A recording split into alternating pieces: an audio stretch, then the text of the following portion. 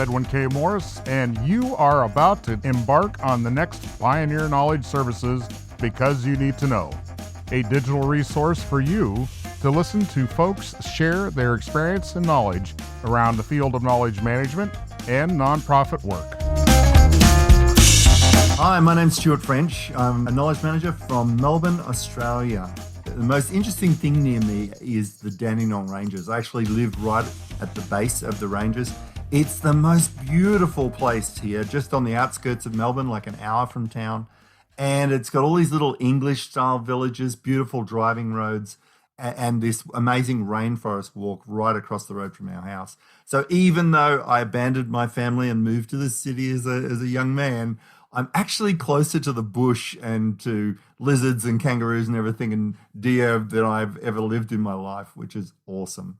I come from the country and cut my teeth with oil and gas as a young apprentice 30 years ago. I fell in love with expertise, with people who really know what they're doing. And so over my career, I kind of took an interest in that. I started in computers and radio and moved across into how does stuff work? How do people get so good? When you watch them, you're just transfixed by how well they do it. To be good at that, to do that expertise style knowledge management requires me to constantly work on my expertise. So I play the game of Go. I learned to paint and sketch, and I love driving fast cars around racetracks just because it scares the heck out of me. And I'm constantly pushing myself into that learning mode because the people I work with, they're in that working mode.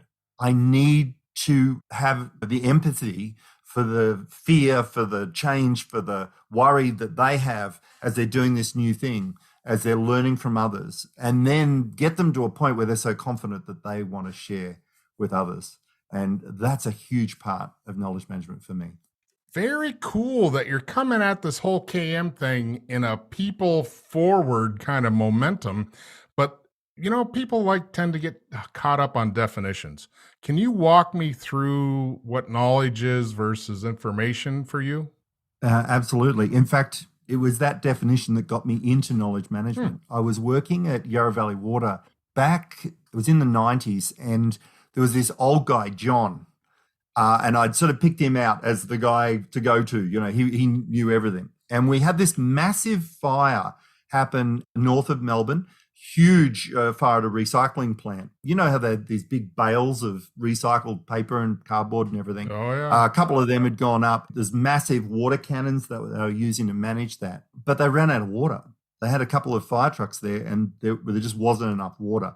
So John jumps in his car, lights and sirens, flies across the city, manages to find this thing called a shutoff valve. So with water, they have different water levels with different pressure levels. Mm-hmm. So what he did is he cracked this shutoff valve and let the high level pressure into the low level main, which helped them get the fire out, right?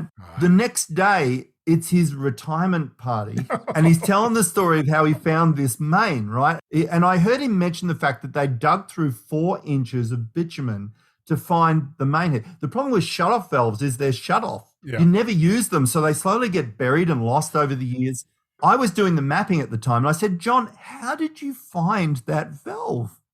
And he goes, oh, have you got the map? And it turned out I did. So I went and got this big A0 map, and we laid it out on the table. He says, right, here's the main, here's the high level area, and here's the shutoff valve. So I just went there and I found this tree, and I went 45 degrees out from the tree with the metal detector, and we found the main, and I did it.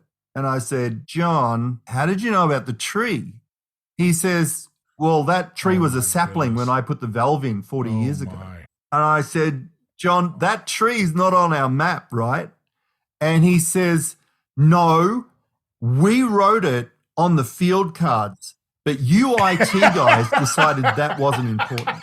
And I realized, that I just had that moment where you realize, oh my gosh, knowledge and information are not the same thing, right? That's a classic story of how knowledge is most dangerous when the period is long. This is why people, I really have huge respect for what the European Atomic Energy Agency does in KM, because they're building a reactor that has to be disassembled by the same type of engineers in 100 years' time. no one's going to be still alive, yeah. right? And in between, you have engineers, but totally different sort of engineer, totally different experience, totally different expertise. They run nuclear power plants. They don't build them and disassemble them. That's what got me into KM. That idea that, oh my gosh, you can't just write everything down. A little bit of interpretation also. In that story, he basically said, you guys didn't interpret the knowledge I gave you. But then again, they didn't ask either. They didn't say, hey, is that tree important? Or why'd you put it on? Would you just like the tree? Is that why you put it on there? How do you future-proof an organization to where that gap doesn't happen? That's a great question. I find story is really important. I've always said context is more important than content. Okay. Right? It's how you join the dots, not the dots themselves. Actually, let me tell you a quick story. My uncle passed away a few years ago, and I was sitting at the funeral talking to an old friend of his who was a farmer. He'd had this massive farm just up the road from us, and I loved talking to him because he just had so much experience. And his son, unlike me, who was the bad farmer's son who went to the city, his son had actually taken over the reins and doing a great job. Massive farm, really successful, which is great. But he mentioned in the conversation that his son had just lost several hay sheds, several $100,000 worth of hay to fires. I said, how did that happen? Like, you're an amazing farmer. Surely you passed on to him how to stop that happening. He said, well, we kind of got tricked, right? So back in the old day, we used to have bales, bales of hay. I'm sure you guys have them. And they're about the size of a large suitcase, and you grab them by the strings, you can carry them on your knee. And that's how they did it. Yep. And then you'd stack them up in hay sheds. About the time that he was about to retire, they switched to round bales, which are much larger. They're a lot easier to handle, and you don't really need to stack them. You just leave them in the paddock or the field, I think you call it. Mm-hmm. And you don't need to worry so much about the grass curing, which is drying the grass out before you bale it. Because they're not stacked, if the grass is a bit wet, it'll warm up, but it won't get so hot that it catches on fire, right? So as a result, he didn't really pass on that knowledge of how to cure the hay because it was lost knowledge. You don't need to know that anymore. You've got round bales. So fast forward 25 years and we have a new technology come out, which is now a large rectangular bale, just almost identical to the old ones, except now they're the size of a V-dub beetle. And so they're massive, these things. And the beauty is you can stack them. So somewhere we lost the ability to cure the grass right. And I remember my dad showing me, he would actually, we'd have to rake it and then leave it a few days and rake it again. I remember him, I have this really clear memory of him picking up some of the grass and twisting it in his hands as he listened to it and then biting it. And I said to him at the time, how did you know how to do that?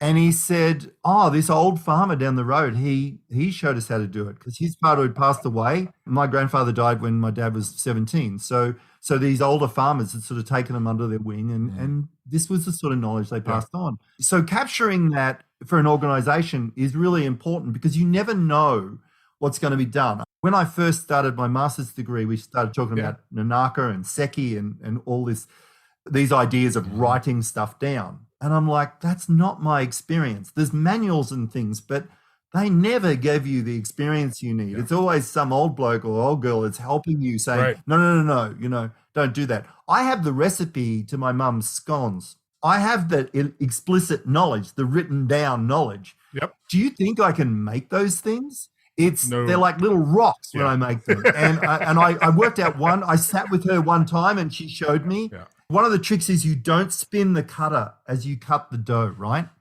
And so that's not written down anywhere. Exactly. You've got to be with the expert. So there's that demonstration and then copying and trying and then correction. There's an element you're not talking about. And in both those examples, it was a person-to-person connection to transfer the knowledge.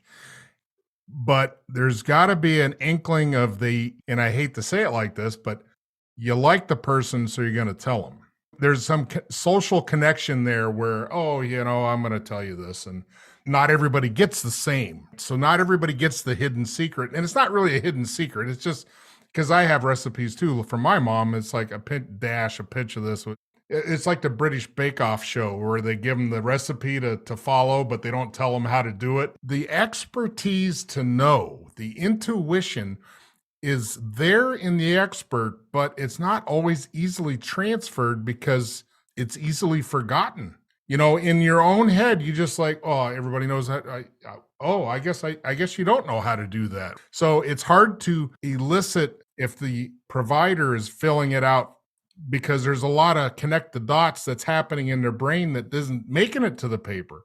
So what's the best way to get that out of somebody's head? Yeah. So for me, conversation like this, or or mentorship, like look, we've had a couple of conversations about this, because the modern way of thinking of things is that we want to be efficient. So we want to write stuff down. We want to have everyone working the same way, everyone at the optimal. What we're missing there is community. There's this ongoing dynamic. Right? There's one thing I noticed early on, part of a company that was $5.6 million turnover when I joined it. And last year it turned over close to $500 million. When I left, it was close to 200 million, and it's just been an amazing success story. Fantastic local business that spread around the world. Trust me, there was no right way. Everyone was making everything up as we built that business. It was a mess. And there was a part of me that wanted that efficiency, that was like, can we please just automate this, right? This is mad that we're doing this manually. This is crazy. But the CEO was kind of a genius. He had this feel for when it was time to lock something down and when it was time to let something play. Because the beauty of transferring expertise rather than skill, that it can mold and adapt to the new situation. A lot of people talk about knowledge transfer. I talk about knowledge creation. If you tell me something, Edwin, about running a podcast and how you do the audio and how you manage the speaker and stop them going off train like I do, then you're not actually transferring knowledge to me. I'm not making mental notes in my head. What you're telling me is modifying my knowledge. Oh yeah, I've had an experience like that, and I did this thing, and I'm linking it all together. Right? I'm creating new knowledge. But the beauty of that is, yes, it's not a computer, it's not a direct copy, but I'm adapting it to what I know. So number one, I can now improve on it. And number two, I didn't live the same life as you. Right. I have a slightly military background, but the stuff that you're sharing that I've never experienced before, that I now adapt and go, oh my gosh, in this domain, I could do this. And so that creates organizational evolution of practice. We really downplay that. We think, no, there's the scientists over there. They do the research. They create the innovation. Yeah. And then we copy it. I want to bring up the definition of co-create. What you're talking about is an effort, a genuine effort, to not only tell my story, you tell your story. It's not a competition, but it is a amalgamation of thought, creativity, ideas that is co-created. So the definition by Merriam-Webster is co-created is to create something by working with one or more others. The effort and the intent to co-create new knowledge, or not, it doesn't even have to be new knowledge, but modified knowledge, just like you're an example. If I plant one seed and you're like, oh, and it pops up somewhere else in your lifespan, then success. Woohoo, I did it. How heavy is that of a lift? Why is it so difficult? And why don't more organizations look at that soft skill, contextual, connecting ability, and don't worry so much about the databases? So there's this sexy thing in evaluation called quantitized statistics. If you could just measure it with a number, then it's got to be better, right? Don't worry about people learning stuff. As long as they've been on the training course and we can tick that sucker off, then we're just fine. And at least we won't be sued. I tell you, I currently work for the Country Fire Authority. And I think we're going to do another podcast and talk a bit about that. It's a really exciting place to work. But one of the things there is you talk to a crusty old captain and they don't really care what courses you've done. They want to know they can trust you on the fire ground, because if something goes wrong, we all die, right? This is non-trivial stuff. They're serious. That you really do need to know, and you got to practice it. And we share the stories. We had a meeting last night at my local brigade. I'm a volunteer as well, and we had the meeting. It's all official, and then afterwards, everyone's standing around eating scones and cream and jam and things. And I just sat back as the knowledge manager, watching all the storytelling happening. And one group was talking about some new technology that's coming through and some experience one of them had with that sort of thing in their job. Another group was talking about a strike team that they'd gone on 3 years ago in the big 2019, 2020 fires that you may have heard of, the 6.7 million hectares burnt, and their experience there. So they're all sharing, so we've got new firefighters coming into the brigade. They're doing this. My job at CFA is a little bit harder. I've got the time and distance problem that you just talked about. So I've got all the brigades learning off each other inside the brigades, but I got 1,200 of them. And if something is learnt at one end of the state, I need to transfer that to the other. Now, you can do that with story, but you can also do that with lessons, with after action reviews and debriefs. You can do that through analysis and research. And you can do that by putting the workload where it should be, up at the top, rather than on the poor people down below, expected to read 160 documents a year about everything because they're going to remember that. Really? They're going to remember that? Not in my experience. So what we have to do is take those really important lessons and then think, well, what are the structures that are causing that to happen? And now we've already kind of hinted around this. What are the barriers to knowledge transfer or knowledge sharing? And is it just the skill set of listening and conversation? Is that the biggest barrier? I think a lot of the barriers that we deal with are structural. Let me explain what I mean by that. Okay. In my experience as an apprentice back 35 years ago, there was no concept of knowledge not being shared. Interesting. Why wouldn't you tell someone something they need to know? I was blown away when I visited the Middle East at the knowledge sharing there. It's absolutely incredible. And I was talking to one of the heads of the army, and he said, "Oh, you don't understand. In Muslim culture, if I know something that you need to know and I don't tell you, that's a sin." And I was like, can we borrow that for Western society? Because we really need that. That's amazing. What an incredible culture to have, that it's a sin if you don't help someone with the knowledge you have. And that's the experience I had as an apprentice. You stand around one of these old guys just through the love of the expertise they have, or because they want to show off, or because they want to lord it over you. It doesn't matter why. They want to tell you stuff, right? They're, let me tell you, young fella. And sometimes they're fun, sometimes they're bad because you stuffed up, but they want to tell. For me, when I came in and started doing my master's degree, I'm reading all this stuff about, people don't want to share, and there's knowledge hoarding, and there's all this stuff going on. And I'm like, why does that happen? So I started looking into that. Why do people not share knowledge? That's not my experience. Of course, a lot of those are structural. I had a sales team up in... Define for me structural first. Are we talking hardware, software, design of the company, orchestration, what? So all of the above. So structural means how things are put in place. Got it. And that may be the hierarchy of the command structure. It could be communications rules. And standard operating procedures. It could be corporate policy, or it could be some really, really explicit cultural stuff. And we have some of that around CFA. There are ways we do it and ways we don't do it. One thing I wanted to bring up that my dad used to tell me as a young guy, my dad was a timber guy, cut timber, sawmills, lumber, logging, all that sort of thing. And so he was a hands-on teacher.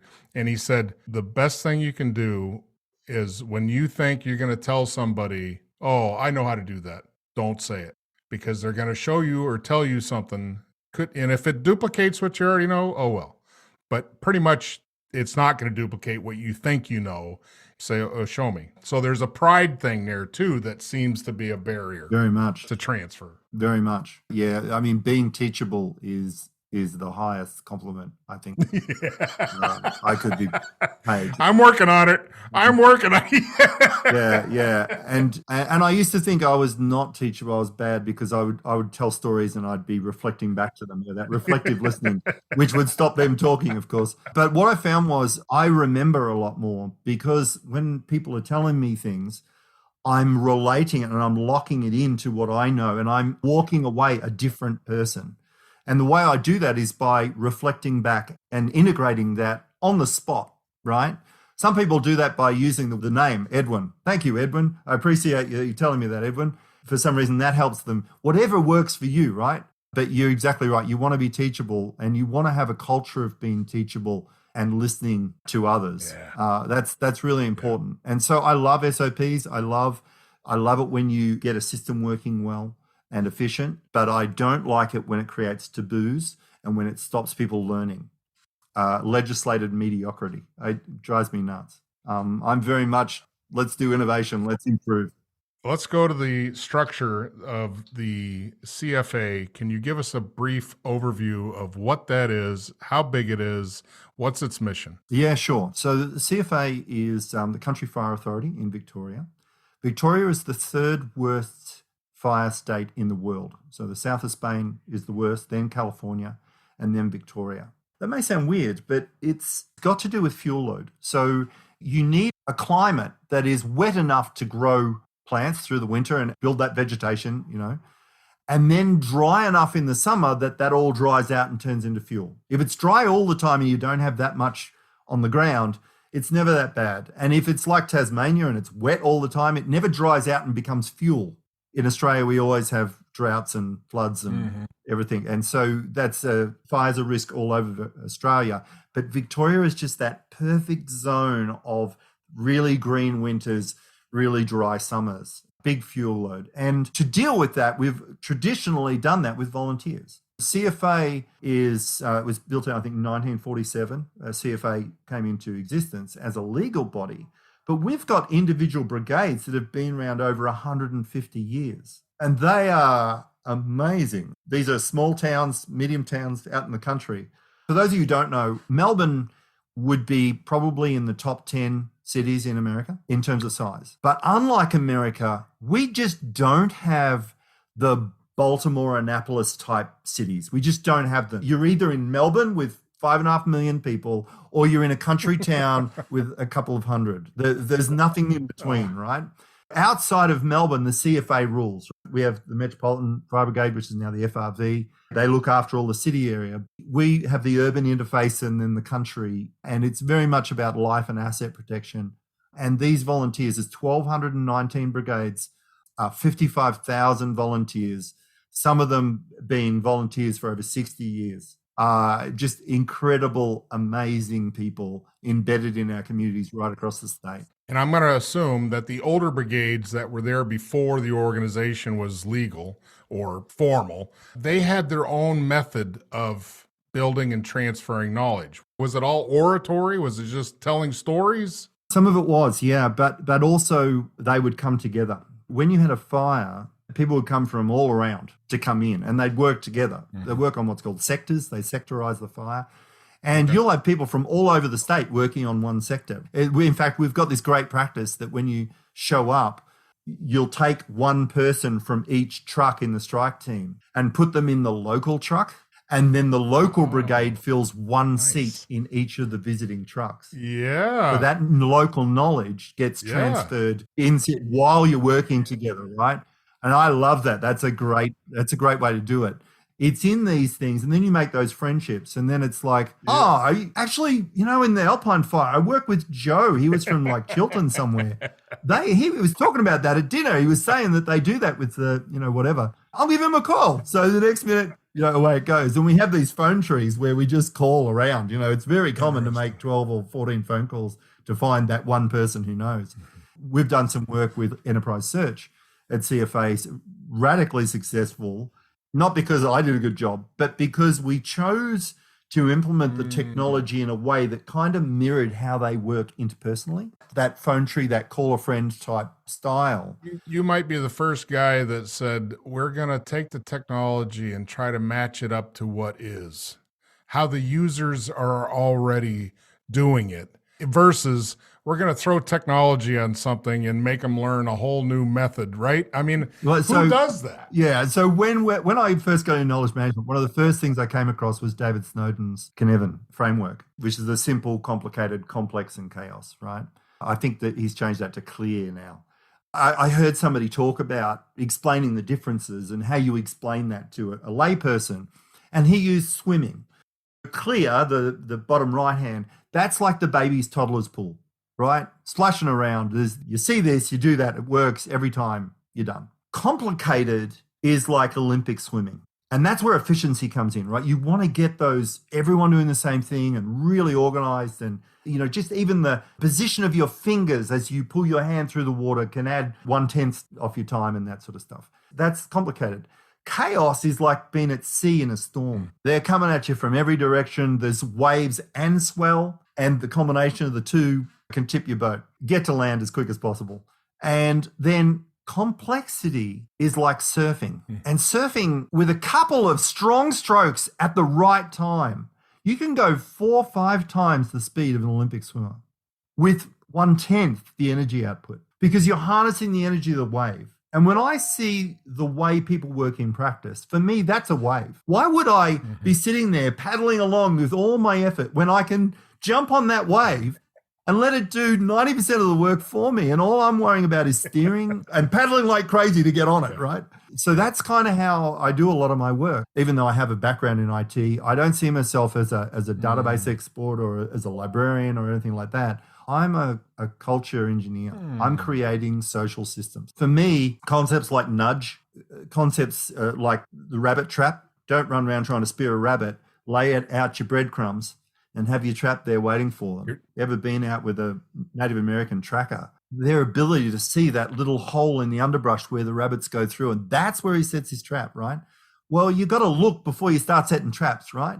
And I see so many knowledge managers rushing in and starting rolling out Confluence or SharePoint or something. They haven't talked to anyone. They don't understand how stuff gets done in the organization. You know, 6 months after I joined the CFA, I signed up as a volunteer, because how could I manage the knowledge of 55,000 people when I didn't even know what knowledge was important to them? Good point. Good point. You got to get your feet wet. Absolutely. In the military, we call that ground truth. That translation of what is, it's not a foregone conclusion, because I think you're right. I think a lot of people step right over that to get to some solution rollout or some big master plan, but it's such an easy thing to do. It's almost like in the medical field, when you go into the office to get your appointment, most often, what do? They do your vitals, right? Let's take your vitals, see how you're doing, take a snapshot, because if you don't bother to do that, you'll never know, and you'll never be able to get on that surfboard and be in harmony with what is. Now, you can easily make adjustments once you're on the board, so it's a lot easier to redirect than to stop and change. So I'm with you there. Before we go any farther, I want you to talk about how the technology now overlaps into the habit and the behavior of your organization. Yeah, I love it. So that for me is the critical part. So how do you, and we talked about co-creation before, a more important term is co-evolution. How do you co-evolve the decision-making culture in the organization and the technologies that support that decision-making? Yeah. They literally have to evolve. For me, there is never a magic bullet. There's no perfect software. It's what's the next adjacent possible that we can get the most value out of, and that will not stop us, not create a barrier to moving forward, right? I was working with a group in Sydney, a bunch of salespeople who were not sharing their sales knowledge with the rest of the country. And I was told by the CEO at the time, you need to go up there, you need to tell these guys, you need to find out what they're doing to get such great sales, and then you need to come back here and train our salespeople in Melbourne, right? Okay, you know I'm a knowledge manager, great, but that's not what I do, but I will solve your problem. So I jumped on a plane, I went up there, I actually visited the largest customer in Sydney about an IT, a business intelligence reporting issue. Okay. And I messaged one of the salespeople and said, listen, I'm going to see this guy. I'm fine. I can do it. I'm talking to him about this, but if you wanted to come along, just in case I said something wrong, you can sort of manage it, because I don't want to damage the relationship. He was like, I'm there. I'll have a coffee with you in the morning and then we'll go together. And I love this guy. Oscar, his name is, a fantastic guy. So anyway, we spent the day together. We visited a bunch of customers. And then like at 11 o'clock at night on beer number 8, I found out what the problem is. There's a $120,000 sales bonus that's split across the country. So if they teach other people to sell, they get a pay cut. Yeah, when I say structural, that's what I'm talking about. Right there. That's structural. So that's a barrier. That's a landmine. Created by the bonus structure. So I didn't bother learning what they were doing. I went back to the CFO. We changed to an open bonus structure. So the more you sold, the more you made, open-ended. And guess what? It took a bit to get it past the CEO, but all of a sudden, everyone's helping everyone, right? So we were smart. We turned structure on its head. We did 2 components of the bonus structure. You get part of your bonus for how much you sell and part of your bonus for how much the whole team sells. Yeah. So we changed the structure. Now, what do you know? People are sharing knowledge all over the place. In fact, calling each other and saying, "You idiot, I just heard through the grapevine. Why did you say that? We don't do it that way. We do it this way," right? We've got to consider the structure. And so for me, there's this great novel by Neil Gaiman, Good Omens. The demon is laying around doing nothing, right? And he says, "Aren't you a demon? Shouldn't you be doing evil? Shouldn't you be causing things?" He says, "I learned a long time ago, I can create far more angst and anger with one well-timed accident in peak hour London than I could with years of working one-on-one," right? And it's kind of the same. I kind of feel I could do more as a knowledge manager for the world just by teaching a couple of executives how not to create the knowledge barriers than I could ever do plugging all the holes, right? I am a Neil Gaiman fan. I am a huge Neil Gaiman fan. So I think this is the first connection I've ever heard with knowledge management and Neil Gaiman, but I love it. One thing I want to pull up just so we get clear definition. Merriam-Webster says evolution, and I like this. Cumulative inherited change in a population of organisms through time, leading to the appearance of new forms. I like the idea of the cumulative inherited change in a population. And then your example is premier to that because not everybody would have put the effort into trying to understand what the real is, like you approached it. You got a hold of somebody local. You were able to just walk through it and just observe and try to understand and see all the parts. That sounds like an easy fix, and it probably was in the end. But who thought that was a good idea to begin with? When you start making your own organization compete against each other, of course you're going to stop the flow. You know, you got, whoa, don't talk to those guys. Terrible. And there's probably 1,000 good examples of how not to do that. But so let's go towards now the technology how does that interplay with the personnel you've got, and how do you get connectivity to all these volunteers? Yeah, that's a great question, and that's the problem to be solved. So we have an amazing telecommunications infrastructure here compared to the US. I've worked in the US for 8 years, and I was constantly in blackouts because it was a Verizon and not an AT&T, and oh my gosh. Whereas here we've just got Telstra. We've got one company that covers the whole country, and your phone always works, right? But that doesn't mean we don't have massive black spots. You got to remember, we have a country the same size as the continental US minus New Mexico, right? Take New Mexico out, that's how big Australia is. And we have 25 million population. So less people live here than just in California, right? So we have a similar situation to British Columbia, where there's just not enough people here to maintain that level of infrastructure. So yeah, we've got, repeaters and towers, cell towers going up and down the major freeways and that sort of stuff. But you don't have to go far off the track, and you don't have any mobile service. Or maybe you do. Maybe you can make a phone call or an SMS, but you don't have internet on your phone, right? Yeah. So using digital systems is always an issue. We all have printed paper maps in our trucks because we work in those areas all the time, and you can't be mucking around saying, "Oh, my phone's out of service, I guess we just don't go." No, there's a house on fire, there's two kids inside, we're going. We're very, very manual like that. But the use of technology, this gets to my definition of knowledge a little bit, which we can talk about in a minute. But for me, data and information play a key part in the local generation of knowledge. And so if you stop seeing information as I'm telling you what needs to be done and start seeing it as what data and information do the people need to create the knowledge so that they can respond the best possible way in that situation. And that may or may not be the exact way that we have written down the manual. The UK really handles this well, where they have a thing called operational discretion. It's really nice. I won't go into it, but if you want to Google operational discretion and Jessup, jump in, have a read, because the UK guys are really leading the way there. For me, what we are doing in the ICCs, the incident control centers and the state control center, the way we manage intelligence and bring that in and then send that back out is wonderful. It's really good.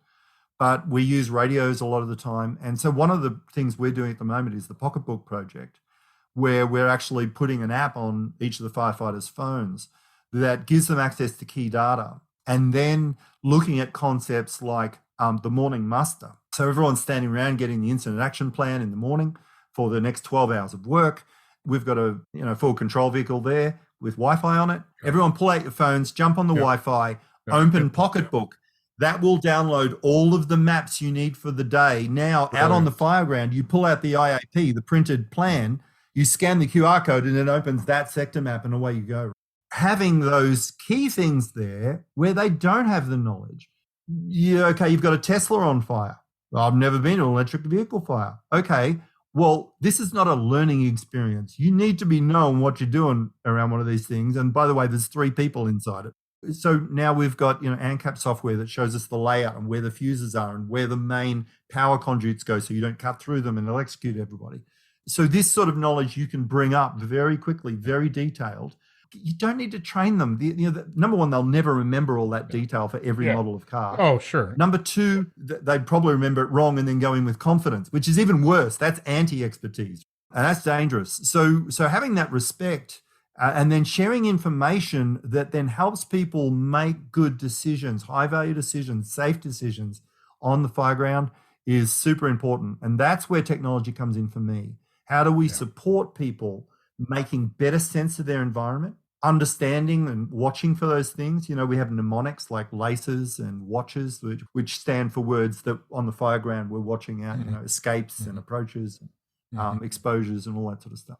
This is kind of the same, only it's dynamic. Now you don't need to remember just a couple of mnemonics. Sure. You can, with a couple of taps, you can pull up key information you need that makes you almost indistinguishable from a long-term firefighter. Right. Well, I want to get to a couple of terms that came out of this pocketbook concept, because what you're doing is you're providing access, a point of use, and a trustworthy source, all in one breath, that once used once to show value, then they're sold. And I would have to assume there might have been some older folks that said, I'm not using no damn app. Might have been a little pushback somewhere, maybe. I think we have one guy that was like that. Yeah. Well, one guy was like that. Okay. When you've got something so complex, like you're talking about with a Tesla, which I never even thought about until you just said that. I was like, oh yeah, I guess you're not spraying water on that. The point of use, the user interface is actively in the moment, or just about in the moment, and they can draw upon expertise in an electronic digital way that is useful and produces results. That's success to me. Your job's done. Just knock off, go home. I mean, that's beautiful. Yeah, especially if we keep co-evolving the content on it. Usage analytics is really important to me. So we're watching what people are searching for, who's searching for it. I can't tell individuals, but I can tell what district they're from and what role they are. So I can see that captains in District 6 are really interested in safety right now. What's going on in District 6? And so we can follow these trends and we can see what's going on. And there's this thing that people just should know. Well, guess what? People don't know, right? It's our job to guide them and make them aware. And so I'm a huge fan of Facebook type things, where forget about teaching and training people. Give them the awareness that in this situation, there's stuff they need to go and find out. So the key thing for us is we have 2 types of decisions. We have discretionary decision making. We have non-discretionary decision making. So if you're standing in front of a house that's on fire and you've just been told there's a couple of kids inside, that's non-discretionary. You are not pulling out your phone and Googling stuff at that point. You're following what you know, your primed recognition. Action, go, right? Go, bang, bang, go. bang, bang, bang. That's your platoon commander. Yep. You're making it happen. So you need to prepare for that. And some of that's training, some of that's heads up, just being alert, right?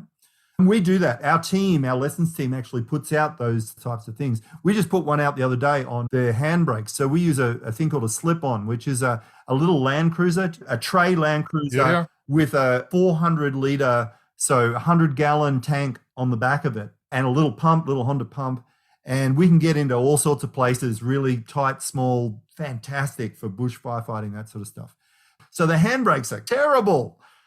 A lot of, every season, we get out there again and people forget to pull that handbrake on and give it a real hard yank. There's nothing wrong with a handbrake. They work as they're designed. You've just got to really give it a good yank. We had one roll into another and almost crush someone. So it's like, okay, let's send out another. We call them safety shares rather than safety alerts, because it's about just being aware. And that's a Facebook, right? Once you've heard that once, all you need is the reminder, hey, park brakes. Right, yep, park brake, got it. So we don't need to be overloading people with information overload. And I see information overload as the biggest threat to good knowledge management. And this idea that we've got to publish more, tell more, get people to read more. We don't live in 1970 anymore. We're not in an information scarcity. They get more information from their school each year from their kids than they did in a whole year as a farmer back in the 70s, you know. So just respect people's time and their bandwidth, their intellectual bandwidth. So what's your definition of knowledge management? The definition of knowledge is super important for me. I know people like Dave Snowden say, forget it, it doesn't matter. For me, because people can make such a negative difference to their knowledge landscape by not knowing, it's better to have a slightly off definition than to have none at all. I mean, for me, knowledge it's an emergent, subjective phenomena that describes the collective memorizing and sense making and all that decision making aspects of the brain, right?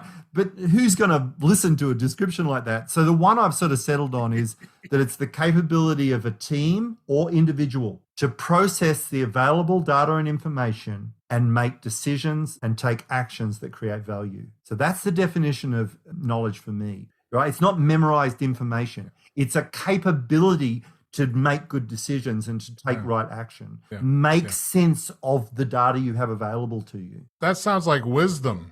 Isn't that just wisdom? Possibly. The problem I have with wisdom, it's actually a past tense word.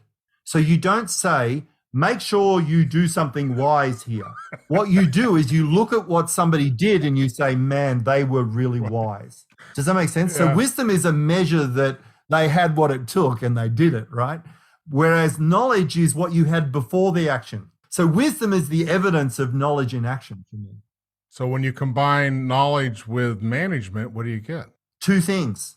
The generation of that capability in your people to be aware of what's going on and to look before you act and to listen. And then on the other side, making the best, most validated, most on-point data and information available to them and accessible by them so they can make those better decisions. So they're the two sides of KM for me. How do you generate that capability both at the individual and team level? I know the Australian Army does a lot of work on collective competence and how you actually have teams with competences and you train and you exercise for that. You don't just say a team's competence is the aggregate of all the competences inside the team. No, the team itself has a level of competence. And then the IT side. But the IT side is always subservient to making knowledge. You know, we have this fairy tale that we tell ourselves that if we just give people the right information, they'll make the right decisions. Yeah, exactly. Where's your evidence for that? I don't see that. It's not a given. It reminds me of the story called Who Moved My Cheese? Yeah. Very and much they so. overthought, they overanalyzed, and they were, instead of just reacting to the situation and moving on, they kept fermenting. And so we can overanalyze the hell out of everything, and to a point where we're inactive or not taking action. And that's where we don't want to be. Yeah, especially in a fire context, but even in a corporate context. Yeah. And that's another structural thing. If you've got a culture that sees mistakes as failures and they're taboos, we never do that. We don't make mistakes here. And so they're incredible in terms of their delivery now, but in terms of their evolution of practice over time, it stagnates. And there's no surprise there. They're not allowed to make mistakes. They're not allowed to learn. They're not allowed to innovate. Innovation is as much about taking some of those constraints off as it is teaching people how to create and how to innovate. And so that's why, for me, knowledge and innovation are so tightly entwined. You can't do one without the other, both ways. Thanks for sharing your knowledge and innovation, Stuart. It's been an incredible journey. My pleasure. It was lovely talking to you, and it's nice to meet you and get to know a bit about you. I really appreciated reaching across the ditch to meet one of the people that sort of ties it all together. I say knowledge management is like a shoelace. It draws lots of different things together. It doesn't touch the ground and it doesn't touch your foot. But if you've ever tried to sprint in a pair of shoes without a shoelace, you'll know how important it is. For me, you are kind of like the shoelace of KM. Oh. You draw all the KM people together, which is like a shoelace of shoelaces. I love that. Thank you.